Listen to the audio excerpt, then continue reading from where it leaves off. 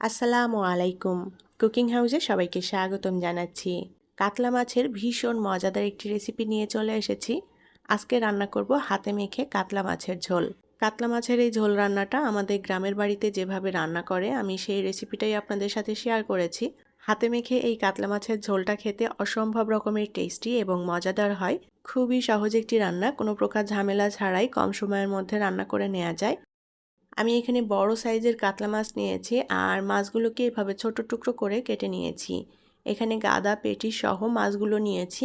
মাছগুলো এভাবে ছোট টুকরো করে কেটে নিলে মাছের মধ্যে মশলাটা সুন্দর করে মিশে যায় আর খেতেও অনেক টেস্টি হয় এই মাছটা। মাছ ভালোভাবে ধুয়ে পরিষ্কার করে নিয়েছি। এখানে আমি ছোট কয়েক কোয়া রসুন নিয়েছি আর নিয়েছি 1 চা চামচ পরিমাণ আস্ত জিরা আর 1 চা চামচ পরিমাণ আস্ত ধনিয়া। এখন এই রসুন, কাঁচা জিরা এবং কাঁচা ধনিয়া আমি একসাথে শিলপাটায় বেটে নেব। মশলাটা একটু মিহি করে বেটে নিতে হবে। প্যানে আমি পেঁয়াজ নিয়ে নেব। আমি এখানে 2টা মিডিয়াম সাইজের পেঁয়াজ কেটে নিয়েছি। এই রান্নাতে পেঁয়াজের পরিমাণটা একটু বেশি দিলে খেতে ভালো লাগবে। পেঁয়াজটা চাইলে এখানে বেটেও ব্যবহার করা যায়, তবে বাটার থেকে কেটে দিলে খেতে বেশি মজার হবে।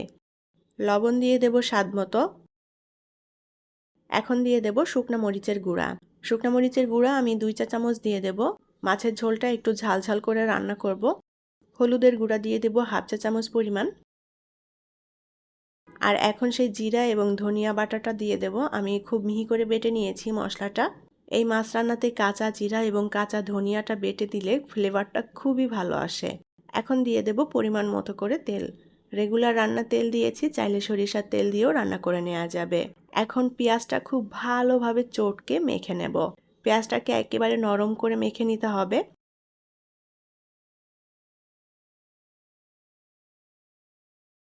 পেঁয়াজটা আমি সুন্দর করে মেখে নিয়েছি মশলার সাথে।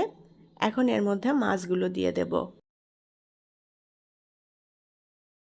মাছগুলো দিয়ে মশলাটা খুব ভালো করে মাছে মেখে নেব। প্রতিটা মাছে যেন মশলাটা সুন্দর মতো মিশে যায়। মশলার সাথে মাছটা আমি সুন্দর করে মেখে নিয়েছি। এখন এই মাছটা আমি 20 মিনিট মতো রেস্টে রেখে দেব। এতে করে মাছের মধ্যে মশলাটা সুন্দরভাবে মিশে যাবে। 20 মিনিট হয়ে গিয়েছে। আমি প্যানটা ধরে চুলায় বসিয়ে দিয়েছি। এবার ঢাকনা দিয়ে ঢেকে অল্প আঁচে রান্না করে নেব।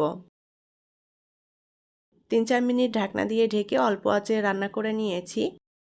এখন মাছগুলোকে একটু উল্টাপাল্টা করে দেব।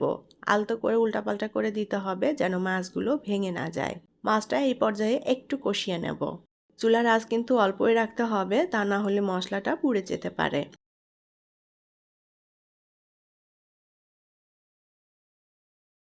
আমি মাছগুলোকে আলতো করে এপিট ওপিট করে উল্টে দিয়ে কষিয়ে নিয়েছি।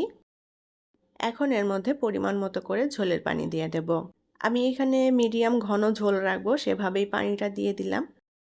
ঢাকনা দিয়ে ঢেকে রান্না করে নেব। 6-7 মিনিট ঢাকনা দিয়ে ঢেকে মিডিয়াম আঁচে রান্না করে নিয়েছি। মাছগুলোকে এখন আলতো করে একটু নেড়ে চেড়ে দেব। ঝোলটা প্রায় টেনে এসেছে, আমি আর বেশি শুকাবো না ঝোল। এখন এর মধ্যে দিয়ে দেব টালা জিরার গুঁড়া। জিরার গুঁড়া দিয়ে আলতো করে নেড়ে চেড়ে মিলিয়ে নেব। ঢাকনা দিয়ে ঢেকে দেব 2-3 মিনিটের জন্য। 3 মিনিট পর ঢাকনাটা তুলে নিলাম। আর কাতলা মাছের ঝোল রান্না করা হয়ে গিয়েছে। আমি ঝোলটা কিন্তু পাতলাও রাখিনি, আবার খুব বেশি ঘন করিনি, মিডিয়াম ঘন। কাতলা মাছের ঝোল রান্না করা হয়ে গিয়েছে। এখন নামিয়ে পরিবেশন করব।